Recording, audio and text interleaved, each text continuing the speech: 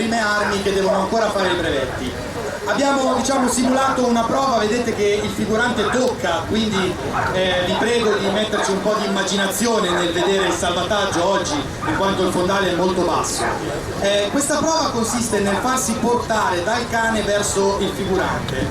Simuliamo le condizioni di mare grosso, quindi forte onde, magari anche vento, quindi dove il cane ci aiuta a passare le onde. Non lasciamo il cane, quindi impediamo anche che il cane salvare nessuno da solo. È il soccorritore, quindi il bagnino, l'umano, che si tuffa, va a prendere la persona e poi al rientro, per quanto riguarda il ritorno a riva, ci pensa il cane. Quindi non dobbiamo fare una doppia fatica di andare a prendere una persona e magari nuotare controcorrente, perché di solito le persone che vengono allontanate da riva è perché c'è corrente contraria, ma è il cane che ci traina verso riva.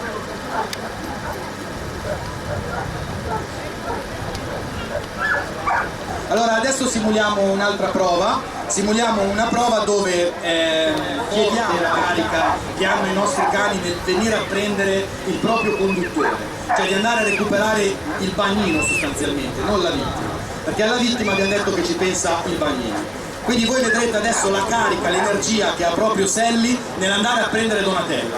Cioè potrebbero esserci davanti dei muri, ma Sally di sicuro arriverà da Donatella e la porta fuori, o magari con il salvagente, porta il salvagente alla vittima e porta fuori la vittima col salvagente. Ecco, queste cose sono puramente di dimostrazione, quindi facciamo vedere queste tecniche, ma nella realtà operativa il bagnino si butta per primo col salvagente legato in vita, va a prendere la vittima, si occupa di mettere in sicurezza la vittima, dopodiché si gira, mette la mano sul cane e il cane lo riporta a riva. Quindi è un ottimo motore di traino.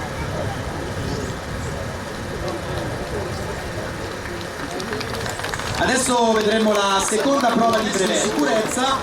Chiedo al figurante, alla vittima, diciamo nel caso reale, se ha paura del cane, come sta, che cosa ha avuto, quindi il primo check sanitario, e gli chiediamo di stringere forte le maniglie che ci sono sopra l'imbrago del cane. Vedrete che il bagnino è andato a recuperare per la vittima, arriva il cane. C'è una fase chiaramente dove il soccorritore si chiede le prime fasi sanitarie, come sta, se è cosciente. Una volta che si è reso conto che è in grado di afferrare le maniglie, lo lascia al cane, quindi è il cane che porterà la vittima verso, diciamo, il soccorritore, che piano piano torneranno a riva insieme.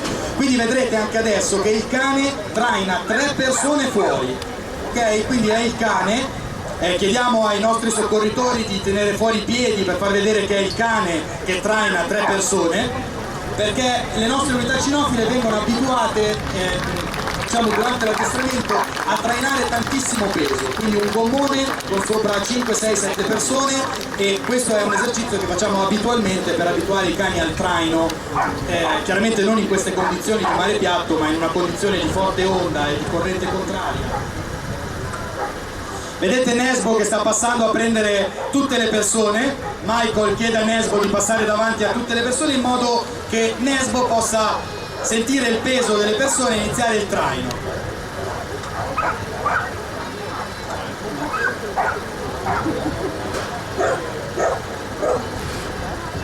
Ok, allora Michael adesso si porta davanti a Nesbo, quindi lo invita a seguirlo, quindi il cane è molto carico perché è centrato sul conduttore, lo invita a seguirlo e Nesbo chiaramente sta portando fuori, vedete, 4 persone da solo, cioè un Labrador è in grado di fare anche di più. Bravissimo Nesbo.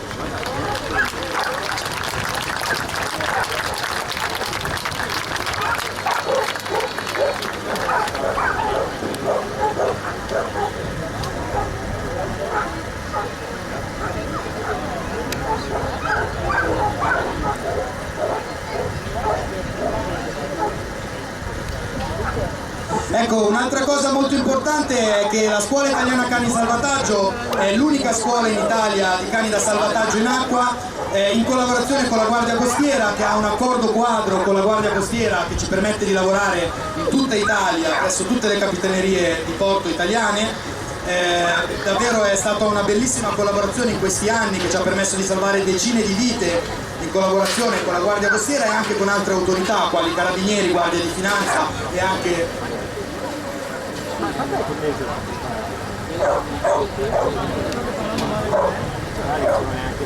Ok ragazzi, fate vedere bene il delfino, come i cani vi trainano verso fuori.